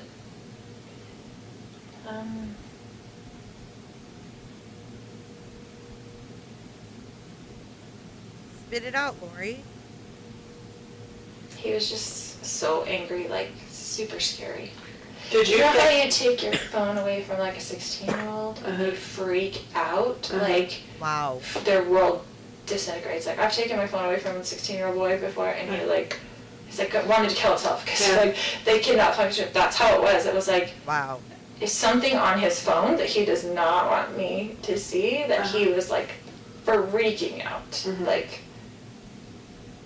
to the point where I thought he would hit me in the back of the head to get the phone. Okay. So you thought, and I don't want to put words in your mouth, but you thought it was possible that he was going to hurt you. Absolutely, he was going to hurt me and Tylee. Okay. Not JJ, he would never hurt JJ. Okay. And he hurt my brother. Like, he was going like ballistic about. It was bad. Okay. I'm going to go talk to her real quick. Okay. And then if, obviously, we'll be here for a little bit, hopefully not too much longer. But if you think of anything or there's anything that kind of pops in your head or something else that we didn't cover, obviously. Welcome in, guys. So I'm going to go talk to her for just a little bit, and then I'll kind of come back and check with you.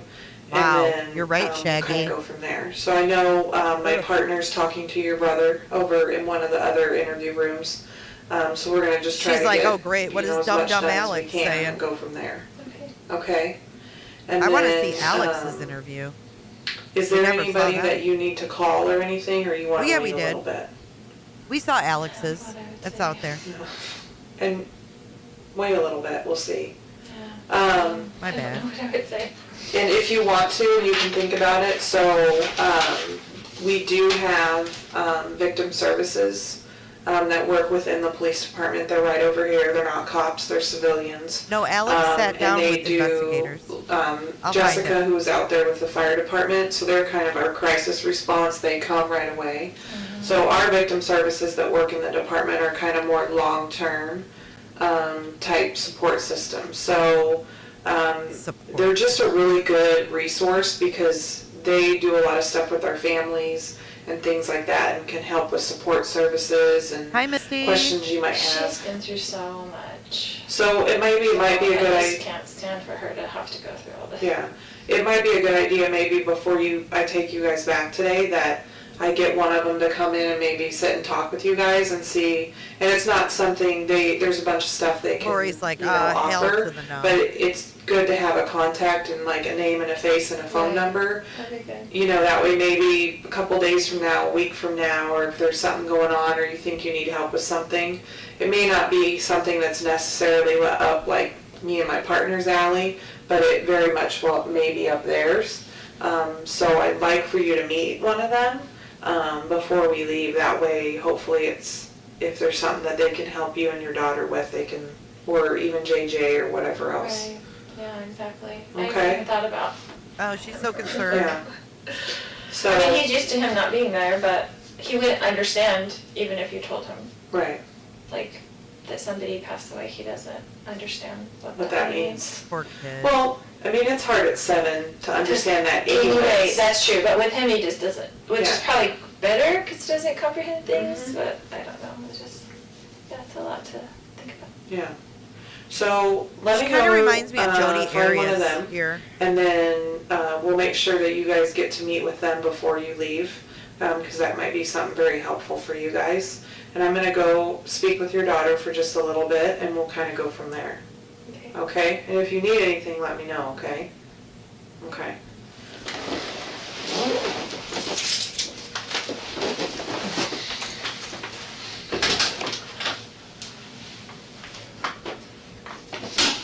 Oh, Jen Soto vibes. Okay, now she's by herself. Let's see. She sits here by herself. She doesn't start doing the wall handstands like Jody. I think that's about it, really.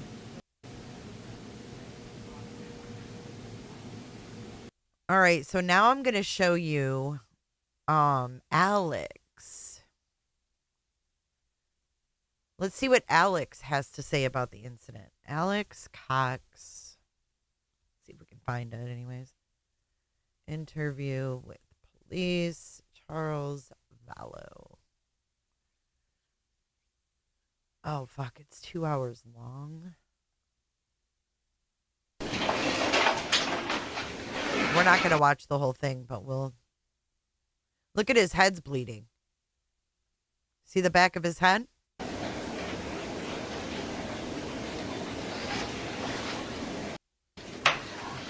So, I've never seen this camera angle. I've seen it from a different camera angle. are you still living out on Cherie Street? Yep. Okay. I'll speed it up a little bit. Captions. TV 85140. Are you working right now? I'm off this week. Okay, but where do you work at? What do you do for them? On traffic truck. Mostly Thanks, hauling Mountain. waste. Okay. What's the cell phone number for you?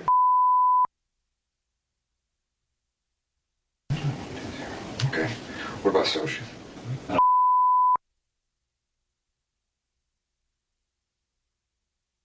Okay, I have very little understanding or knowledge of what happened. Patrol kind of, See what he says. that talk to you out there, it kind of turns into a phone game.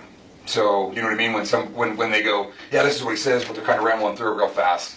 And same with your sister. Your sister's name is Lori or Lauren? Lori. Lori. Lori. Okay.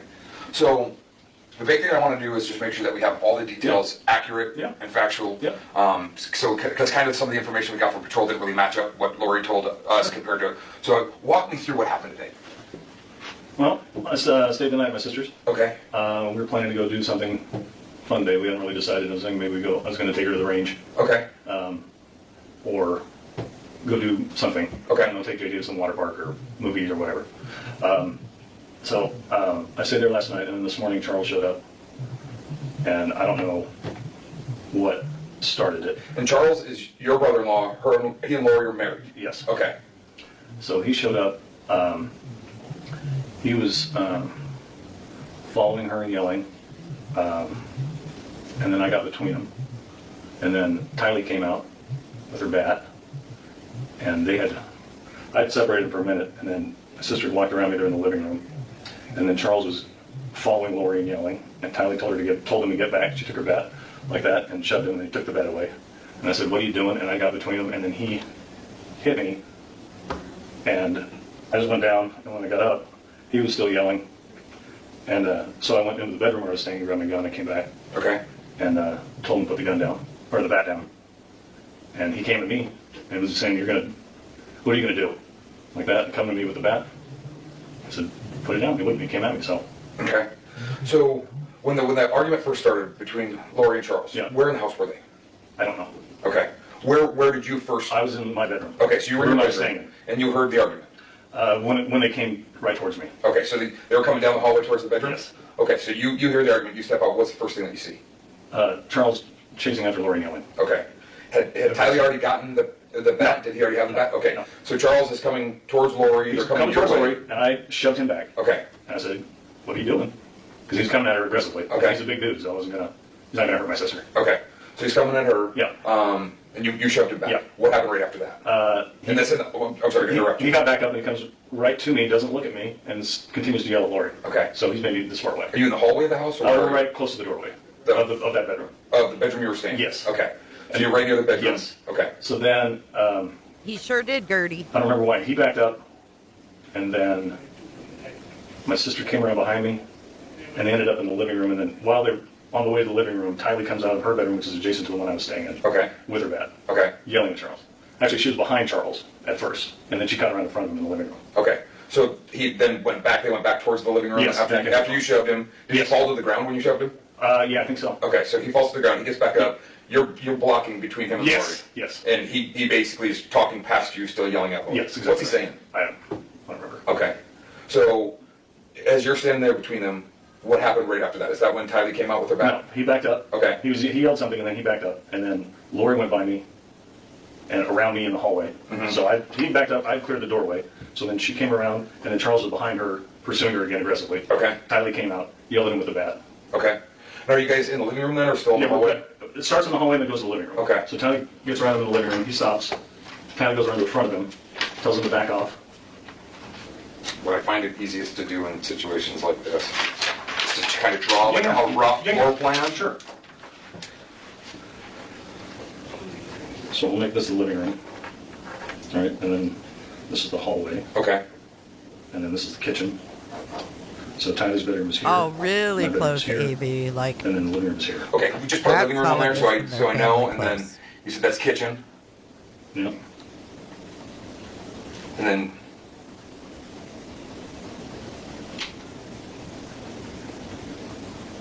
So the doorway's here. okay. Is this area of the house where all of this incident was focused Yes. at? Okay. Yep. And then there's another bedroom here. This is JJ's bedroom. Okay. So do you first get involved when they're down by your room? They come all the way into the... She comes in the room, he comes right here, and I stop it right here. Okay, so she came into your room. Okay. So she comes into your room, he's coming at her aggressively, and that's when you pushed him. Yep. So you push him down. Yep. And then he gets back up. Yep. And then he yells, and then he backs up. Okay. And then Lori goes around and goes around him, and they're still going at it. Okay. Right? And then Tylee comes out when she hears what's going on. She has her bat. Okay. Is it a metal bat? Yeah, it's Plastic a bat? aluminum bat. Okay. So she comes at him, because she's tiny, so that's like her thing. She doesn't have anything. She wants to help defend her mom. Okay. So she comes at him, and then when they've already moved back towards the living room. so they're going this way. Okay. So Lori's here, Tylee's here, Charles is here, I'm here. Tylee goes at him with the bat. Then he takes the bat away from her, and I step towards him, and he turned around and cracked me. Is that for the injury that's caused on your head? Okay. Well, there was some shoving first, and I got spun around. Okay. And then popped. So I go back here, grab my gun, and come back out. He's still yelling and threatening me. Okay. And then, so I was standing here, and he was there. Okay. So you're saying right there, he's right here. He's there. And you said, what happened? What happened when you came out with the gun? I said, put that bat down. He's like, what are you going to do? So Thank you, Megan. I said, no, I'm just going to defend myself. So you put that bat down. He goes, what are you going to do like that? And he came at me. Okay. And he'd already hit me in the head. Okay. So he came at you at the bat. What was he doing with the bat when he came at you? It was in his right hand like this. Okay. So he's holding it low and he's coming at you? Okay. So you gave him, how many times would you say you told him to put the bat down? Once. Once? Okay. And then he started advancing towards you? Yes. How many shots did you fire? I don't know. A couple. Okay. Were Good God. Kylie and your sister? I didn't see him, so I don't know where they were. Where's JJ at during all this? He's already out in the car. Okay, so he's sitting out in the car. I think. Okay. But you, as far as you think or understand, kid. you're not sure where they were. Correct. He's in the corner of the living room. They were no longer in the room. Okay. When I Poor JJ is in the damn car while they're killing his dad inside. Back out. Okay. So they're out of the room, so it's just you and him. Yes. And he basically comes at you with the bat. You tell him to put it down. Yeah. He's threatened, what are you going to do about it? Yeah. And what'd you tell him? I didn't say anything. He's coming to me, and I'm You holding the gun. didn't say anything? If you're going to attack someone with a gun, you got to be ready for the repercussions. Yeah. So I just want to make sure, because he basically, you had said earlier that he had the bat, and he's asked, what are you going to do about it? Yeah. And you had already told him to put the bat down, and then he just came at you, and you shot him. Yeah. Okay. And you're thinking a couple times? It was more than one shot. Okay. So more than one shot. What kind of gun was it? 45. Okay. What make? It's a Springfield XDM. Okay. So it's an XDM 45. Yeah. What type of ammo were you carrying in? Do you know? Just standard. Like full metal jacket? Yeah. Target shooting? Okay. So you fire a couple times. Yeah. You don't know where they're at. They're gone. They're gone. What happened right after that? Right after that, I went to the kitchen and rinsed my hands off because I had blood on the back of my head. And then I went back into the room and put the gun down and grabbed my phone. And then went back into the kitchen and called 911. Okay. Washed his hands. And then, did you see your sister and Tylee again? He fucking washed his hands before calling 911. You hear that shit? Oh, what'd you do after? Oh, I went and washed my hands, went and put the gun back, and then I called 911. Are you kidding? Wow. Look at the detective's face. He's like, are you kidding me? Did they come back in or not? Not until they drove up. Okay. Then they drove up here? Yeah. Okay. When they drove up outside. Gotcha. What's going on with Charles and Lori? I mean, does he live there? No. Okay. So where's he living now? He lives in Houston. Okay. For work, or are they separated, or? Separated and for work. Okay. So both. How long have they been separated? January. Okay. So 6 months or so, 6, 7 months? Yeah. He's had some pretty erratic behavior since that split up. Okay. He came and threatened me and Tylee at my house in February or March or whatever. Okay. And there was a little confrontation from mostly between Tylee and Charles. Were the police involved in that one? No. Okay. No. I was just supervising to make sure that he didn't hurt her. Okay. So, was he working out of state before January? Or? He always has worked out of state. Okay, so he always works out of state. What's he do for a living? He does annuities. Okay. So, what was he in town for today? Does he come into town often, or? Occasionally to see JJ. Okay. Is he JJ and Tylee's dad? He's JJ's dad. Well, actually, he's Charles's nephew. He's his niece's kid. JJ is? Yeah. Okay. And she was a meth addict, and they adopted JJ. Okay. So they adopted JJ, but Tylee is not? Not his. Okay. So he would be a stepdad, I guess. Okay, so stepdad. When's the last time he's been in town, or when's the last time you've seen him? Last time I saw him was at my house in February, March. Okay.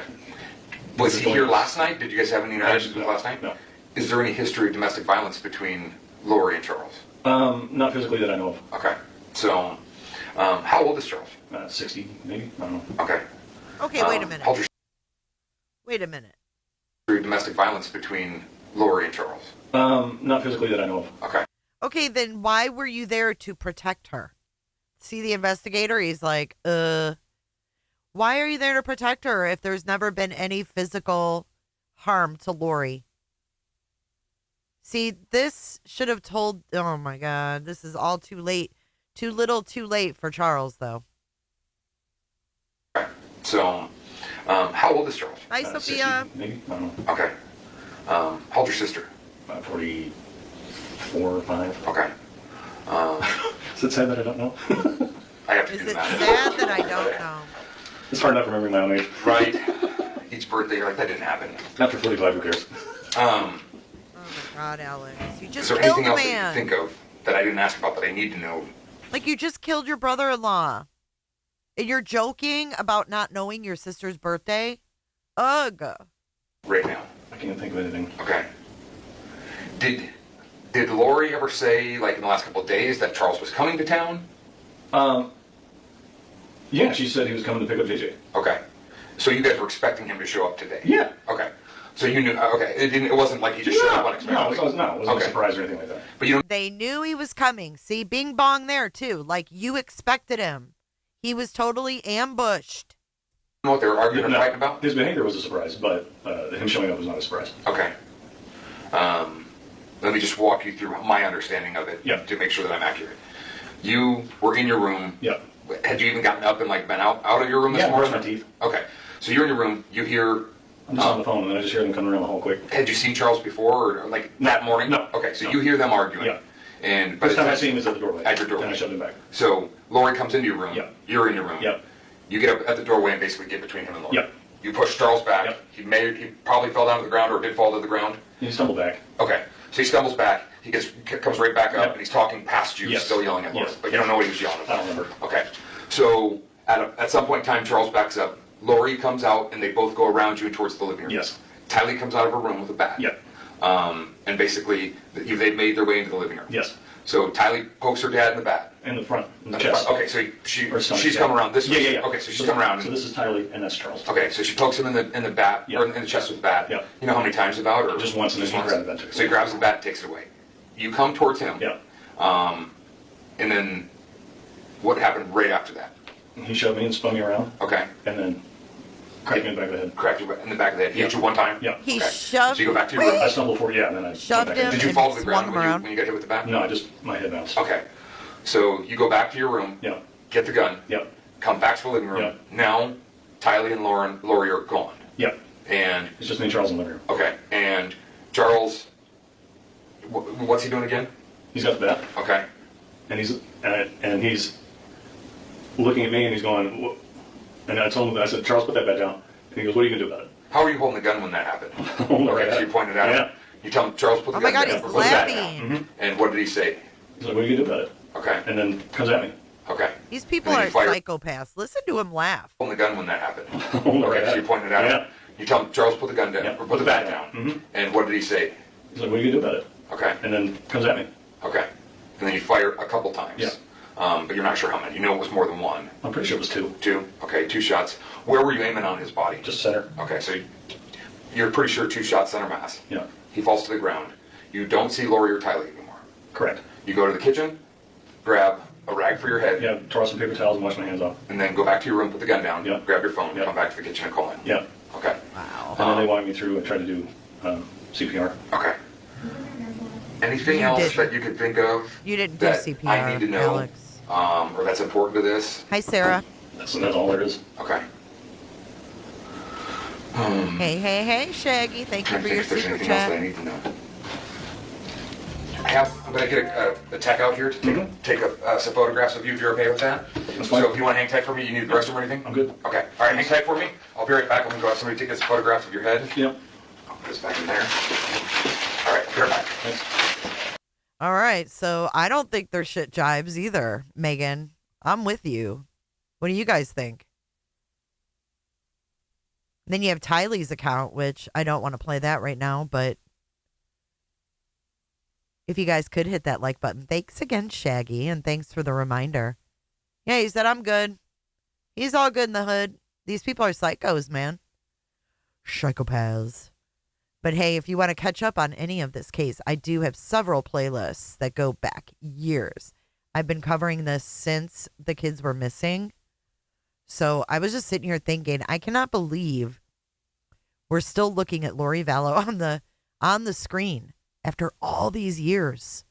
You know, I remember when Nate Eaton was up in the helicopter flying over the site where they found the bodies, and there's just been so much. And to think that there's players out there who weren't charged in this case, who were used as witnesses, you know, they're still out there doing the same stuff. They're still out there doing their little chant seances, whatever the hell they were doing. Yeah, it's nuts. But I'm going to wrap this one up. We are right at 2 hours. You guys have a good rest of your Tuesday. Tomorrow night, I'll be doing a live call-in show at 7 p.m. right here on J is for Justice. We'll be taking your calls and talking about Sebastian Rogers and anything else you guys want to talk about. But join me for a live call-in show tomorrow evening. Until then, I'll see you in the next one, guys. Thank you so much. We are going to roll our credits. Thanks again. Bye, guys. Have a good afternoon.